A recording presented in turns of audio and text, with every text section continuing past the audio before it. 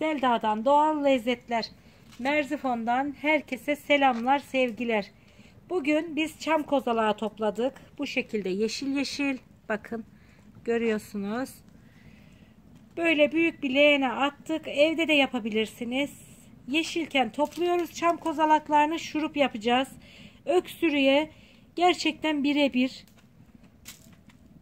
Gördüğünüz gibi bunu bu şekilde 1 saat 2 saat yumuşayıncaya kadar kaynatacağız. Merzifonumuzun çam kozalağı gerçekten harika oluyor. Bunu bu şekilde kozalak yumuşayıncaya kadar kaynatacağız. Değerli takipçilerim, bu şekilde biz şöyle kozalağımızı kaynattık. Şöyle gördüğünüz gibi o kadar güzel bir rengi çıktı ki bakın.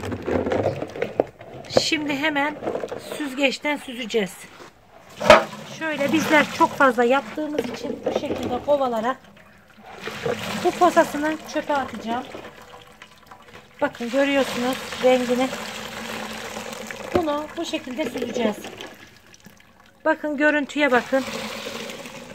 İnanın o kadar yemyeşil, kozalağın o kadar güzel bir rengi var ki.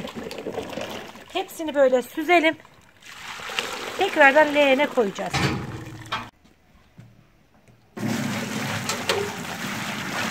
Görüyorsunuz rengini. Bu şekilde süzdüm.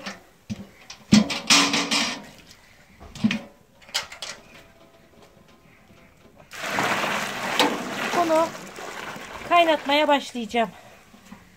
İyice suyu koyulaşıncaya kadar, reçel kıvamını alıncaya kadar kaynatacağız. Bacılarım, bu şekilde kozalak şurubumuzu odun ateşinde kaynatıyoruz. Ara ara karıştırıyoruz. Reçel kıvamına gelinceye kadar kaynatmaya devam ediyoruz. Harika bir rengi var. Bu şekilde kaynatacağız. 2 saat falan kaynatacağız. Hemen 1 saat kaynattık. Odun ateşinde 1 kilo buna şeker koydum. Tadına bakacaksınız. Şekerinin ölçüsü yok. Tadına bakacaksınız. Ona göre şekerini dilediğiniz kadar koyabilirsiniz. Hiç şeker atmazsanız çok acı oluyor. İçerken içemezsiniz. Eğer şekersiz yaparsanız o da tamamen sizin kendi damak zevkinize kalmış. Ama çok az şeker koymanızı tavsiye ederim. Bizler buna 30 kilo kadar kozalak vardı. Biz 1 kilo şeker kullandık. Tekrardan gene bakacağız. Olabildiğince az şeker kullanın.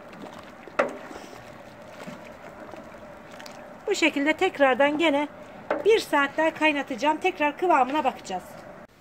Değerli takipçilerim, bu şekilde pekmez kıvamına geldi. Bakın.